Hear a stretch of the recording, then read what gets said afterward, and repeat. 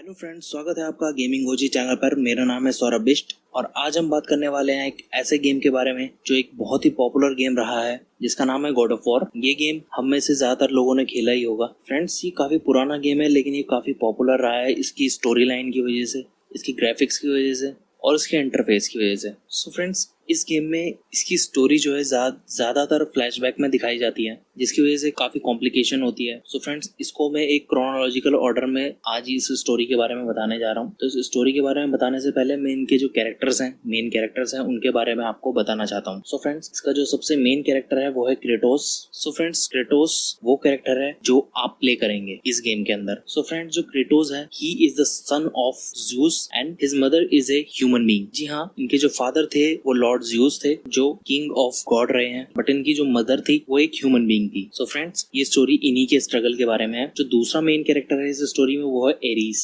Eris जो है also a sun of Zeus and his mother is Hera. Hera is the goddess of marriage and also the queen of goddess. अगले character का नाम है Athena. Athena is also a daughter of Zeus और ये एक प्रोटेक्ट्रेस यानी एक रक्षक के नाम से जानी जाती थी और इनको रक्षक के रूप में पूजा जाता था। एक और कैरेक्टर है इसमें, वो है क्रोनोस, जिसके बैक पर पेंडोरा टेम्पल था जिसमें पेंडोरा बॉक्स एकदम सुरक्षित रखा गया था ज़ूस के कहने पे, क्योंकि पेंडोरा बॉक्स में कुछ ऐसी पावर्स थी जिसको अगर हासिल कर दिया जाए तो वो गॉड को भी मार सकता था। सो फ्रेंड्स, इस स्टोरी की शुरुआत होती है क्रेटोस से। क्रेटोस एक बहुत ही अच्छा वॉरियर था स्पार्टा का। और फ्रेंड्स, ये जैसे कि आप जानते हैं वॉरियर है तो वॉर में जाना बहुत जरूरी है। तो जो क्रेटोस था वो बहुत से वॉर करता था अलग अलग अपने एम्पायर को फैलाने के लिए। तो फ्रेंड्स, एक बार इनका वॉर होता है बारबेरियन के साथ और जो बारबेरियन होते हैं वो काउंट में इनसे काफी ज्यादा होते हैं जिसकी वजह से ये वॉर हारने लगते हैं। तो जब क्रेटोस हारने ही वाला होता है तो वो गॉड ऑफ वॉर को पुकारता है यानी एरिस को पुकारता है और उन्हें बोलता है that I will be your slave from now if you make me win in this war. So friends, जब क्रेटोस ये ऑफर रखता है एरिस के सामने तो एरिस इसको एक्सेप्ट कर लेता है क्योंकि एरिस को पता था कि क्रेटोस के पास क्या क्या पावर्स हैं, कि उससे ज्यादा पावरफुल वॉरियर पूरी अर्थ पे अभी कोई नहीं है। इसीलिए इस वॉर में एरिस आके क्रेटोस को बचाता है और उसको हमेशा के लिए अपना गुलाम बना लेता है। फिर एरिस की अगुवाई में क्रेटोस बहुत से वॉर लड़ता है जिसमें वो काफी सारे बेगुनाहों को भी मार देता है। सो फ्रेंड, आखिर में वो एक गांव पर हमला करता है जहाँ पर बहुत से श्रद्धालु विलेजर ये सब थे। उस पूरे गांव को क्रेटोस और उसकी आर्मी जला देती है। वहाँ पे एक टेम्पल होता है जिसके अंदर कुछ श्रद्धालु होते हैं और क्रेटोस वहाँ जाके सबको मार देता है। जब वो सबको मार देता है तब उसको जाके ध्यान आता है कि उसने गलती से अपनी ही बेटी और अपनी वाइफ को वहां पर मार दिया। सो फ्रेंड, जब क्रेटोस को रियलाइज होता है कि उसने अपनी ही डॉटर और अपनी ही वाइफ को मार दिया है तब वो एरिस का साथ छोड़ देता है। सो फ्रेंड्स, जब क्रेटोस को पता चलता है कि उसने अपनी ही वाइफ और डॉटर को मार दिया है उसके बाद वो एरिस का साथ तो छोड़ ही देता है, लेकिन उसको एक श्राप मिलता है जिसकी वजह से उसको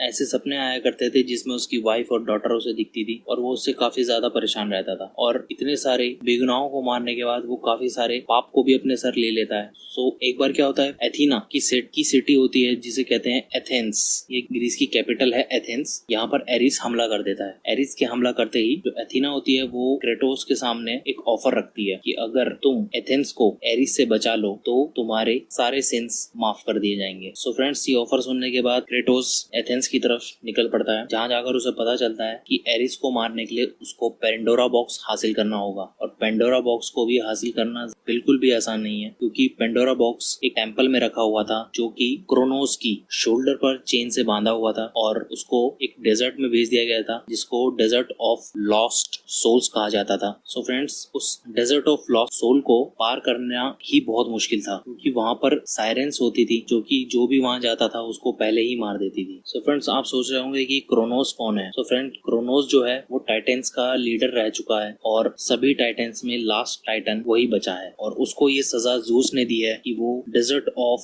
लॉस्ट सोल्स में भटकता रहेगा जब तक कि उसकी मौत ना हो जाए। सो फ्रेंड्स, जैसे तैसे क्रेटोस उस लॉस्ट टेम्पल तक पहुंच जाता है और पेंडोरा बॉक्स को हासिल कर लेता है। पेंडोरा बॉक्स जैसे ही एरिस को पता चलता है कि क्रेटोस ने पेंडोरा बॉक्स को हासिल कर लिया है वो एथेंस से ही एक पिलर फेंक के मारता है जो कि सीधा क्रेटोस के आर पार हो जाता है और क्रेटोस वहीं पर मर जाता है। क्रेटोस को मारकर वो पेंडोरा बॉक्स को हासिल कर लेता है। इसके बाद क्रेटोस नर्क में मौत की नदी में गिरता हुआ दिखाया गया है इस गेम में, लेकिन वो वहां से भी जैसे तैसे बचकर आ जाता है। किसकी हेल्प से? वो आता है, एक कैरेक्टर है गॉड ऑफ वॉर में, उसका नाम है ग्रेव डिगर, उसकी हेल्प से। और इस कैरेक्टर को जूस ने ही क्रेटोस को बचाने के लिए भेजा था। सो फ्रेंड्स, क्रेटोस मौत की दुनिया से भी वापस आ जाता है। फिर वो जैसे तैसे दोबारा से पेंडोरा बॉक्स हासिल कर लेता है। उस पेंडोरा बॉक्स को हासिल करने के बाद उसके अंदर वो सारी पावर आ जाती है जिसके थ्रू वो एक गॉड को मार सकता था। इस पावर के आ जाने के बाद एरिस और क्रेटोस में बहुत ही भयंकर वॉर होता है, जिस वॉर में वो क्रेटोस से वो सारी पावर्स